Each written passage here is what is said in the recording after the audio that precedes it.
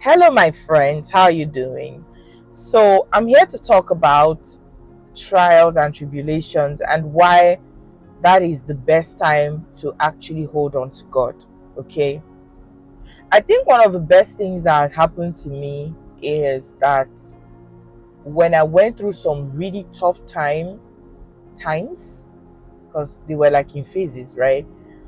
One of the things I'm most grateful for is that I held on to God even tighter because I noticed that there's always this extra sensitivity that we have when we are going through difficult times. There's always this extra sensitivity we have to things that are not physical because the flesh is now beaten down or beat down. I don't know which English it is. And so your spiritual senses can be heightened. It's the same thing with when you're fasting. When you're fasting, it's not like the things you start to see were not always there. It's just that your flesh was too high or hyper for you to have been able to notice those things.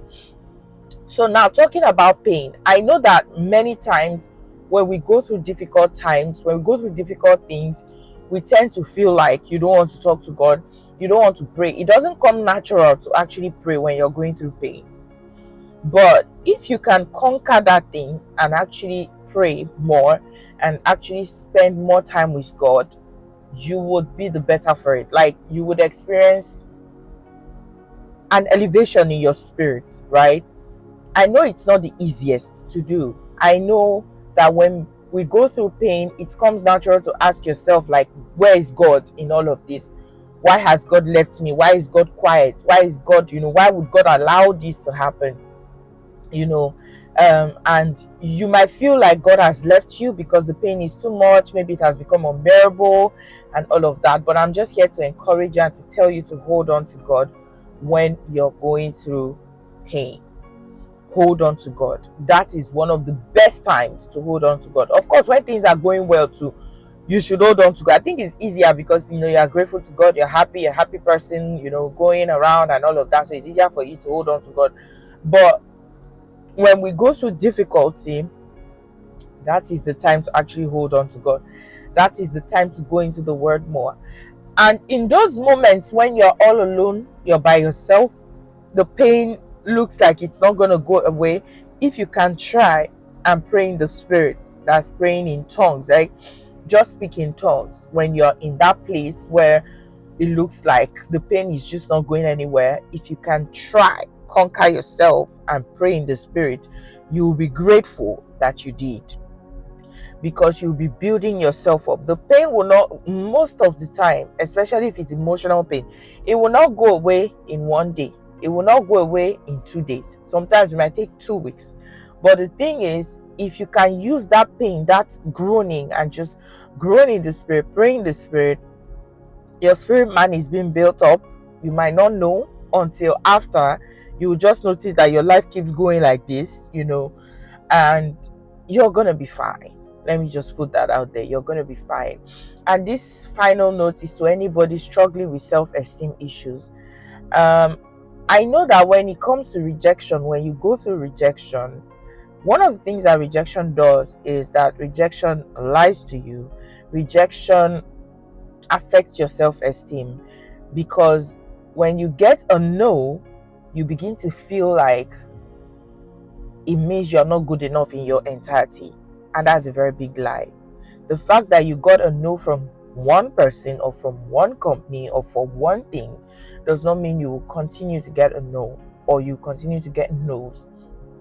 Sometimes God allows us to be rejected because he's protecting us. I know it's cliche. I know you're tired of hearing it, but it is what it is. It is actually the truth. I have gone through several phases of rejection in my life, and I'm now in that place on this side, saying to God every day, thank you that which I really wanted, you did not allow it to happen. Because if those things had happened, I would not be where I am today. If those things, if those people had accepted me, I would have been comfortable where I would have been. I would have not improved. I would have been on that level, because most of those people are still where they were. and I am all the way up, like far above where I was. I'm not talking about them now. That's their life. It's none of my business. But if they had accepted me, I would have stayed there, because they did not have the capacity to bring me to where I am now. I know you're tired of hearing it, but it's the truth. So I'm just here to encourage you. It might not make sense to you right now, but someday very soon you will look back and you'll be like, this lady said this thing, and it's actually true. Because God has your life in his hands. Your times and seasons are in his hands. You're perfect the way you're not perfect. Nobody is perfect except the Lord Jesus Christ, except God. But the way you are is just perfect for whatever God has called you to be and to do. The way you are is just perfect for the people you are called to be a beacon of light to. So stop castigating yourself. Stop rehearsing what the pain has told you. Stop rehearsing it. Stop reminding yourself those. Stop accepting that is the truth. That somebody said, oh, it's because of the way you look that they cannot be with you, does not mean you look bad. Everybody has spec. There's a reason we are all the way we are. There was once someone who told me that I was too, that he preferred slimmer people, slimmer girls. And after that time, I was even way slimmer then. After that time, I added a little bit of weight, and I met men who just loved the way I looked. So I'm like, oh, okay. It doesn't mean I should be unhealthy, but it just means there is someone out there who would love me the way I am. Right?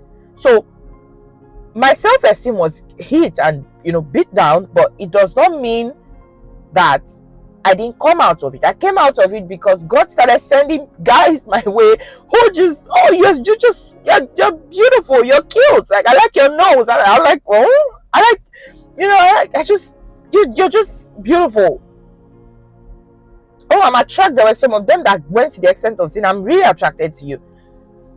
And it does not mean I went about, just giving them the chance, but just, I felt like, or I feel like God just wanted to show me that there's nothing wrong with you. Because when that person said that thing, it killed my self-esteem. So that someone or some people or group rejected you does not mean that you're not good enough. Just keep improving, keep doing what you need to do, keep being who you need to be, and the rest will be history. You'll be grateful to God for every rejection you've been through. And don't forget, your moment of brokenness is one of the best times in your relationship with God. That's when you will know God to be a comforter. That's when you will become planted, because you realize that he is the unshakable one. He is the unshaken one, and he is the foundation in whom, when you're planted, you will never be shaken. You might feel broken, but you won't be broken. Okay, God bless you. I love you so much, and see you again in the next video. Bye.